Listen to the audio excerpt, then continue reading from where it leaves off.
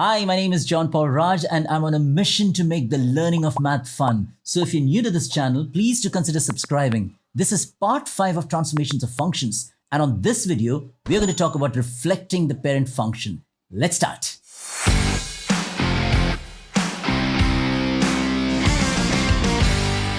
When we study reflections under the category of transformations, we are mainly concerned with the reflection about the coordinate axis, okay, reflection about the x-axis or reflection about the y-axis. There's also the reflection about the line y equals x, but that's mainly when you have the one-to-one function. Its inverse is actually the reflection about the line y equals x. And for those of you who haven't seen my video on inverse functions, I'll link that video in the description box below. Please go ahead and take a look at that. But in this video, we're talking about reflection about the coordinate axis, the x-axis and the y-axis, and that's what we study when we're talking about transformations of functions.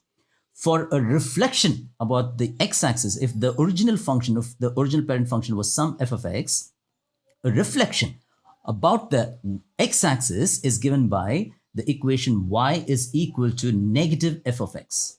Y equals negative f of x is going to give you a transformation, which is a reflection about the x-axis of the original function y equals f of x. And the equation y is equal to f of negative x is going to give us the reflection of the parent function about the y-axis. Okay, notice the difference. Okay, here this is actually negative of the y values, negative of the y values. Okay, and here it is negative of the x values. It's almost like saying the range becomes negative when the x values remain the same, whereas here it's saying that the domain becomes negative. Well, actually, we should not say negative, okay? Because we should say that it changes its signs because, x can be positive or negative, all right? So that's the correct word to use. So let me rephrase that again. It's reversing the sign of the range, okay? When we say y is equal to negative f of x, it's reversing the sign of the range because, as I said, negative f of x could be a positive value if the original f of x value, the original y value was a negative value. In the same way, f of negative x would be reversing the sign of the domain, all right? Reversing the sign of the domain is actually a reflection about the y-axis, okay? So the difference has to be clear. Here, x values are remaining the same, no change to the x values, whereas the y values get reversed in sign, only in sign, okay? If it was positive, it becomes negative. If it's negative, it becomes positive. And in the same way here, the y values don't change. It's the x values, the domain, their sign gets reversed. If it was positive, becoming negative, negative becoming positive. So let's verify this on our calculator and find out what it actually looks like, all right? So I'm going to add a graph page, and this time we're going to use the square root function as our parent function. So f of x is equal to the square root of x is going to be our parent function, all right? There we go. That's the parent function, the square root function, the blue graph.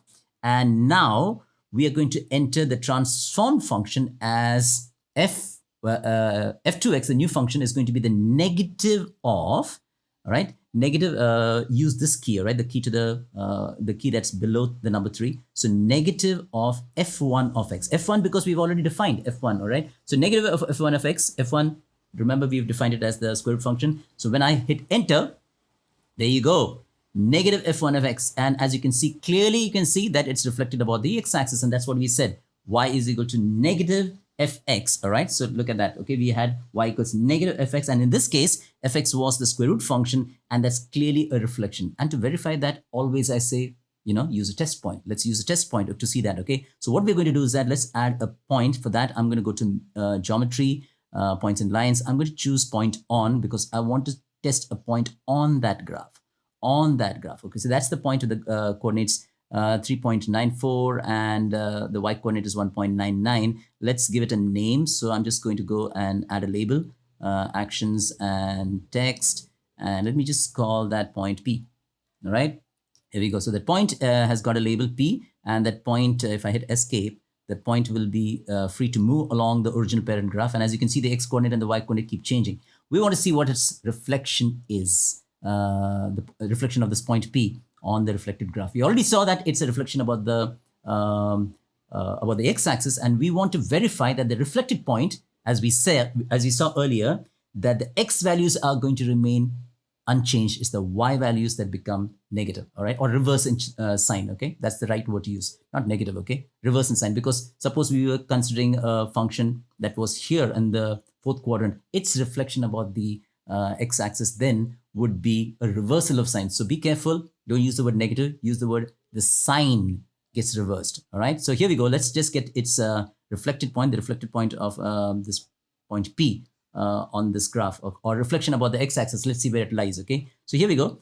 Menu, geometry, and I'm going to say transformation, and I want to study the reflection of this point P about this axis, x-axis, and as you can see, that point A has already come through, and that is the reflection of the point P, and which lies on that graph. Okay, that's verified, but we want to see the coordinates at this point. So let's go and grab its coordinates also quickly.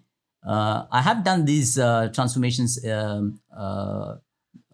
That's a topic mostly on the IGCSE syllabus. How to do the transformation of these geometrical objects, vectors, and transformations is the topic. I link those videos also in the description. If you haven't seen that, you might just want to go and check how to perform these transformations, which I just did. Okay, how to get the reflected point. So here we go. This is the reflected point with its coordinates, and as you can see, the x coordinates are unchanged. Let me move this point A. Watch this. Can you see the point P? Sorry, as I'm moving the point P, the original point on the original function, because the blue was our parent function, and as you can see, the point A is the reflected point, and its coordinates at any instant, the x values are unchanged, but the y values are reversed in sign. Reversed in sign. That's the transformation y is equal to negative f of x, a reflection about the x-axis. And as we saw, for the next one, reflection about the y-axis, we had y is equal to f of negative x. The negative is inside the bracket. That means it's a change in the domain. All right. So let's get back here and let's do that. Right now, we enter the new transform function as f1. That was our parent function. Inside, I'm putting negative x. And remember again, negative x does not mean it is a negative value. Okay. If x is negative, the negative of that negative x would be a positive value, right? So let's be careful. Use the word reversal in sign. Okay, let's watch what's going to happen. Here we go. The graph is black in color, and so that it will stand out, I will change the color, all right, so that we can all see it clearly. Let me make it magenta. All right, here we go. That's the new graph, the magenta graph. And as you can see, all right, f of negative x, we made a note of it here. F of negative x is a reflection about the y-axis. And as we can see on the calculator now, this is my original graph, the square root graph, and f of negative x is a reflection about the y-axis. Again, let's compare with a test point. So let's go and add the reflection of this point P about the y-axis, and let's study its coordinates, okay? Again, so we go to menu, geometry, transformation, or we are looking at reflection of that point P about this axis y, and as you can see, I've clicked that, and that point B automatically has appeared on that magenta graph. Okay, so as I move that point, you'll see that the point B also moves, and not only that point B, the point A on this graph f2, which is negative f1 of x, even that's moving, and it's cool to study all this simultaneously. Let's get the coordinates of point B. All right, so I go to menu, actions, and coordinates and equations, and I'm going to get the point B. Now it's great to compare all 3 points. Okay, watch this. First of all, let's look at B and P. Okay, x coordinate, reversal in sign.